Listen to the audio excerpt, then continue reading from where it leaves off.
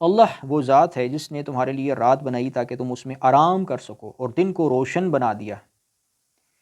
اللہ تو یقیناً لوگوں پر بڑا صاحب فضل ہے، لیکن اکثر لوگ شکر نہیں کرتے۔ تو اللہ فرماتا ہے کہ دیکھو، اللہ تعالیٰ نے رات بنائی آرام کے لیے، سکون کے لیے، اور دن بنایا دیکھنے کے لیے، کام شام کرنے کے لیے، ٹھیک ہے نا۔ اور مطلب یہ کہ دنیا میں اللہ تعالیٰ نے رزق پیدا فرما دیا، ہر طرح کی نعمتیں نازل فرما دی، زمین سے رزق پیدا فرمایا، پھل فروٹ سبزیاں ہر چیز دی۔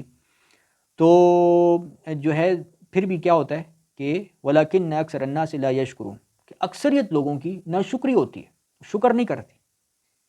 اور شکر کا مفہوم یہ ہے کہ اللہ کی عبادت کرنی ہوتی ہے، اللہ کی تعالیٰ کی باتیں ماننی ہوتی ہیں، یہ ہوتا ہے شکر۔ تو اللہ فرماتا ہے اکثریت لوگوں کی ایسی ہوتی ہے کہ جو شکر نہیں کرتی۔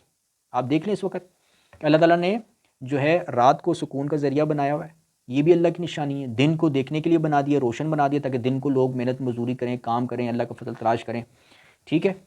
اور دنیا میں زمین میں اللہ تعالیٰ نے رزق پیدا فرما دیا، ٹھیک ہے۔ اور ساری دنیا کے جو لوگ ہیں وہ اس سے فائدہ اٹھا رہے ہیں، ہندو، مشرک، دہریے، کافر، یہود و نصارہ، سب دنیا جو ہے وہ دنیا میں دن کو دیکھتی ہے، ادھر ادھر فضل تلاش کرتی ہے، محنت مزدوری کرتی ہے، رات کو سو جاتی ہے، سکون کرتی ہے، یعنی کہ اللہ تعالیٰ کی قانون قدرت کا فائدہ اٹھا رہی ہے، اللہ کی نعمتوں کا فائدہ اٹھا رہی ہے، اللہ کی نعمتیں کھاتی ہے، پیتی ہے، عیش کرتی ہے، رات کو سوتی ہے، سکون کرتی ہے، ٹھیک ہے نا، جو اللہ کی مخلوق ہے۔ لیکن اس کے باوجود آپ دیکھیں گے کہ وہ اکثریت ان میں کیا ہوتی ہے، وہ عبادت گزار ہی نہیں ہوتی، وہ اللہ کا شکر ہی نہیں کرتی، وہ اللہ کا شکر نہیں کرتی، وہ عبادت نہیں کرتی، اللہ تعالیٰ کے کہنے کے، اللہ تعالیٰ کی احکامات کے مطابق جو ہے وہ اپنی زندگی نہیں بناتی۔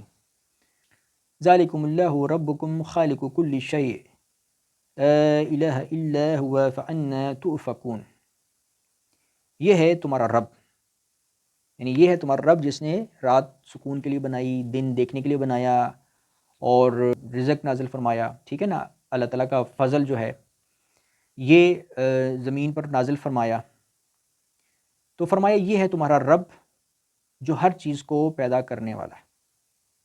ذالکم اللہ ربکم خالق کل شیء، کہ یہ ہے تمہارا رب جو ہر چیز کا خالق ہے، ہر چیز کو پیدا فرمانے والا، یہ ہے تمہارا رب۔ تو ساری دنیا جو ہے، دنیا کے لوگ جو ہیں وہ اللہ تعالیٰ کی نعمتوں سے فائدہ اٹھا رہے ہوتے ہیں، کھا رہے پی رہے ہوتے ہیں، کما رہے ہوتے ہیں، محنت مزدوری کر رہے ہوتے ہیں۔ اللہ تعالیٰ نے جو آنکھیں دی ہیں، ہاتھ دیے، عقل دیے، جسم دیے، ٹھیک ہے نا، ان کو استعمال میں لا کر رزق کمائیں گے، محنت مزدوری کریں گے، جاب کریں گے، تجارت کریں گے، اللہ کی رزق کھائیں گے، نعمتیں کھائیں گے، پئیں گے، لیکن وہ شکر نہیں کریں گے۔ تو اللہ فرماتا ہے یہ تمہارا رب ہے جو ہر چیز کا خالق ہے۔ یہ سب چیزیں اللہ تعالیٰ نے بنائی ہوئی ہیں، ان سب چیزوں کا جو خالق ہے وہ اللہ تعالیٰ کی ذات ہے، اس کے سوا کوئی الہ نہیں۔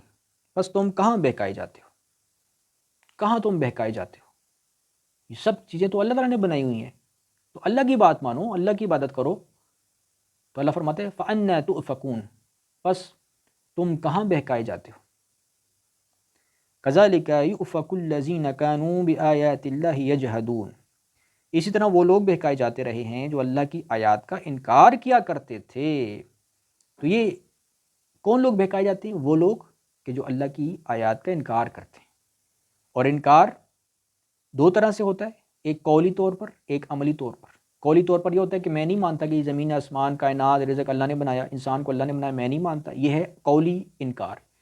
اور عملی انکار یہ ہوتا ہے کہ انسان بظاہر منہ سے تو کہے ہاں جی یہ سب کچھ اللہ نے بنایا ہے، مجھے بھی اللہ نے بنایا ہوا ہے، رزق بھی اللہ نے بنایا ہوا ہے، لیکن وہ اللہ تعالیٰ کی باتیں نہ مانے، وہ اللہ تعالیٰ کی عبادت نہ کرے، اللہ کے حکموں پر عمل نہ کرے، تو یہ جو ہوتا ہے یہ بھی ان لوگوں میں شامل ہوتا ہے کہ جو بہکا ہوا ہوتا ہے، یعنی جو گمراہ ہوتا ہے۔